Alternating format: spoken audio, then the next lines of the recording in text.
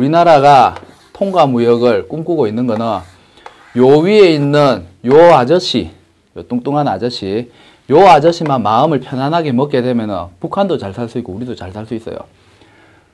우리가 서울까지 철도 연결되어 있고 서울에서 평양까지 철도 연결되어 있고 평양에서 중국 대륙 횡단철도 신의주 쪽으로 해서 시베리아 횡단철도 연결이 다 되어 있습니다. 그러면 굳이 배편으로 해가지고 우리가 화물을 수송하는 것이 아니고 다른 나라에서 유럽 쪽으로 수출할 때도 우리나라에 들어와 가지고 우리나라 철도 시설에 화물을 옮겨 신고 철도를 이용해서 얼마든지 중국 내륙 쪽하고 그 시베리아 쪽으로 화물을 수송을 할 수가 있습니다. 근데 이거는 우리만 하고자 해서 되는 게 아니고 이쪽에 있는 요 사람들이 생각을 잘 해야 돼요. 그렇게만 되면은 굉장히 많은 물동량이 우리나라 내륙을 거쳐 가지고 중국이나 유럽 쪽으로 해서 엄청나게 많은 양이 교역이 될 수가 있습니다.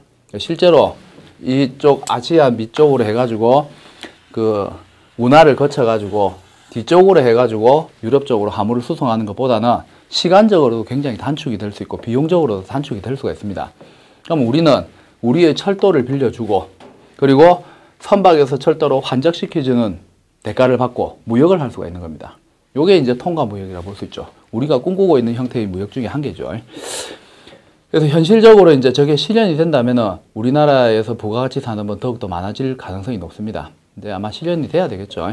그래서 지금 준비를 많이 하고 있습니다. 우리 정부에서도 하고 있고 우리 부산항에서도 저거 목적으로 해가지고 지금 북항 재개발 공사도 들어가고 그래서 만만의 준비는 하고 있습니다. 근데 이제 저 위에 있는 좀 뚱뚱한 아저씨가 어떻게 생각할지 이제 그게 이제 가장 큰 문제점이죠.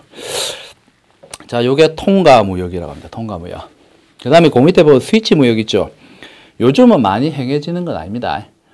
물자의 교역은 직접적으로 이루어지는데 화폐 자체의 환위험성 때문에 제3국 통화를 이제 결제 통화로 해가지고 결제를 제3국을 거쳐서 진행하는 것을 우리가 스위치 무역이라는데 스위치 무역은 크게 중요한 게 아니기 때문에 여러분들이 그냥 이런 개념이 있다라는 것 정도에서 기억을 하시면 되고 뭐 굳이 시험 문제에 나오기 때문에 시험 문제는 안 나옵니다. 스위치 무역은 이제 거의 없기 때문에 그래서 여러분들 이런 개념이 있다라는 것만 알고 있으면 되겠습니다. 자, 그 다음에 여러분들하고 저하고 좀 심각하게 생각을 해야 될 부분이 상당히 어려운 부분인데 우리 카운터 트레이드를 해서 지금 연계무역이라는 게 나오죠. 요게 이제 시험 문제 많이 나옵니다. 여러분들하고 저하고 이제 좀 많은 얘기를 해야 될 부분인데 그 사전적 배경 지식이 있는 친구들은 쉽게 이해를 할 수 있는데 그렇지 않은 분들은 조금 어려울 수 있습니다. 연계무역은 글자 그대로 링크되어 있다는 뜻입니다. 수출하고 수입이 연결되어져 있는 형태를 연계무역이라고 불러요. 내가 미국에 있는 어떤 상인하고 거래를 하는데 두 가지 물품을 교역을 하는데 하나는 내가 수출하는 거고 하나는 내가 수입하는 거예요. 그런데 거래 당사자가 똑같은 사람입니다.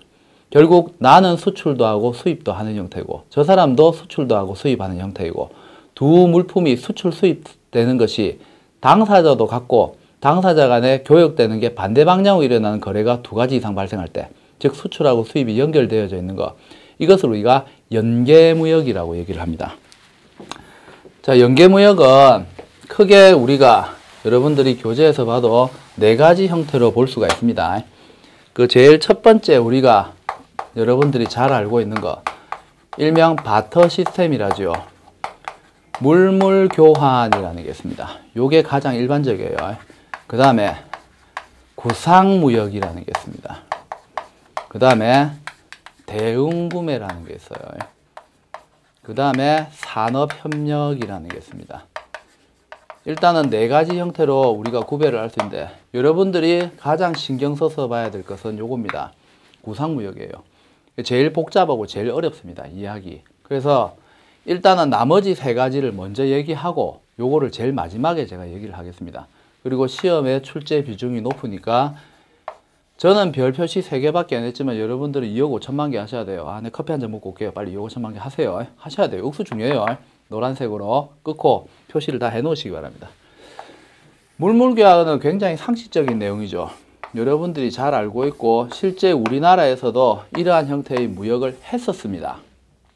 옛날에 요즘 같으면은 상상도 안 되는 일인데 실제로 있었던 일이 뭐냐, 우리나라의 대구 지역에 가면 사과가 굉장히 유명합니다. 잘 아시죠? 그 사과 중에서 제일 유명한 상품 중에 한 개가 경북 능금이라는 게 있습니다. 사과가 굉장히 크고 크기도 크고 빛깔도 좋고 맛도 좋은 그런 사과가 있어요.